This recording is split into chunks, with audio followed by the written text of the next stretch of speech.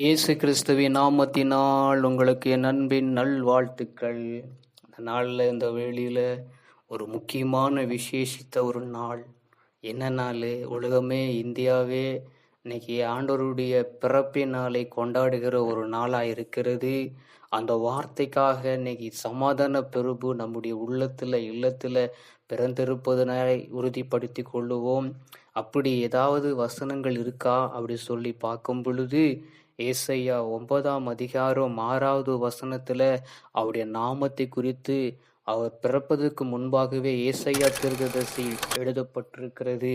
அதை நம்ம வாசிப்போம். பாருங்க, ஏசையா 9ஆம் அதிகாரம் 6வது வசனத்துல, நமக்கு ஒரு பாலகன் பிறந்தார், நமக்கு ஒரு குமாரன் கொடுக்கப்பட்டார், கர்த்தத்துவம் அவர் தோளின் மேல் இருக்கும், அவர் நாமம் அதிசயமானவர், ஆலோசனை கர்த்தர், வல்லமை உள்ள தேவன், நித்திய பிதா, சமாதான பிரபு எனப்படும் சொல்லி இங்க அழகாய் வார்த்தை சொல்லப்படுகிறது. அவர் சமாதான பிரபுவாய் நம்முடைய ஒவ்வொரு இல்லத்திலும் உள்ளத்திலும் அவர் பிறந்திருக்கிறார். இன்னைக்கு சமாதானத்தை கொடுக்கும்படி இந்த உலகத்துக்கு அவர் அவதரித்து மனிதனாய் வந்ததுனால ஏசையா தீர்க்கதரிசி மூலமாய் உரைக்கப்பட்ட அந்த நாமத்தில ஒரு வார்த்தை தான் சமாதான பிரபு. நம்முடைய வாழ்க்கைக்கு அவர் சமாதானத்தை கொடுக்கும்படி இந்த உலகத்துக்கு வந்த ஒரே தெய்வம் ஆண்டவராகிய இயேசு கிறிஸ்து. நம்முடைய பாவங்களை நீக்கி, நம்முடைய சாபங்களை நீக்கி, நம்மளை பரிசுத்தப்படுத்தி நமக்கு சமாதானம் கொடுக்கும்படி இந்த உலகத்துக்கு வெளிப்பட்டவர் தான் இயேசு கிறிஸ்து, சமாதான பிரபு.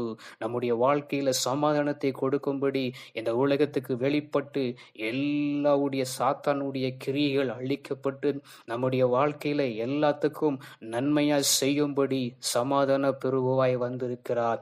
இந்த நாள்ல இந்த வேளையில ஒவ்வொரு உள்ளத்திலும் ஒவ்வொரு இல்லத்திலும் இப்பொழுது அவர் உயர்த்திருக்கிறார். இதை நீங்கள் நினைத்து இந்த வார்த்தையை விசுவாசிங்கள். நமக்கு சமாதானத்தை கொடுக்கிற சமாதான பிரபு நம்முடைய வாழ்க்கையில அவர் பிறந்திருக்கிறார்.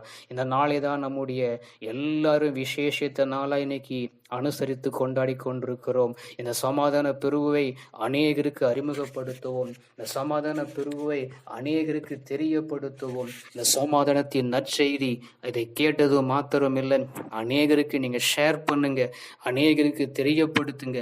நம்ம பெற்றுக்கொண்ட அந்த சமாதான பிரபுவை அநேகருக்கு தெரியப்படுத்துங்க. கர்த்தர் நம்முடைய வாழ்க்கையில அவர் சமாதான பிரபுவா இருந்து நடத்துவது நிச்சயம். இதை நீங்கள் விசுவாசிச்சு அநேகருக்கு இந்த சமாதானத்தை பிரபுவை வெளிப்படுத்துங்க. நம்ம ஜெபம் பண்ணுவோம். எங்களை கிருபையா நேசிக்கிற எங்கள் அன்பின் நல்ல தகப்பனே, நீர் பிறப்பதற்கு முன்பாகவே ஏசையா தீர்க்கதரிசி 9ஆம் அதிகாரம் 6வது வசனத்துல சமாதான பிரபு என்ற நாமத்தை தரிக்கப்பட்டதுனால எங்களுக்கு அந்த சமாதானத்தை கொடுத்ததுனால உமக்கு நன்றி, உமக்கு ஸ்தோத்திரம் ஐயா. இந்த நாளில் நிறைய ஜனங்கள் சமாதானத்தை தேடி நாடி கொண்டிருக்கிறாங்க.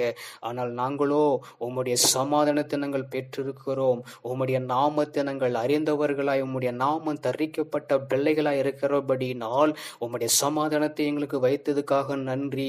இந்த நாளில் இந்த வேளையில சமாதானம் இல்லாத பிள்ளைகளுக்கு சமாதானத்தை அருள்வீராக.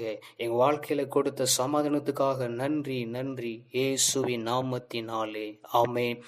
இயேசு கிறிஸ்துவின் நாமத்தினால் மீண்டுமாய் இனிய கிறிஸ்துமஸ் நல்வாழ்த்துக்கள்.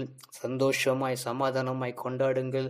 அநேகருக்கு இந்த சமாதான பிரபுவை வெளிப்படுத்துங்கள், அறிமுகப்படுத்துங்கள். அநேகருக்கு ஆண்டவருடைய நாமத்தை மகிமைப்படுத்துங்கள். ஆமென்.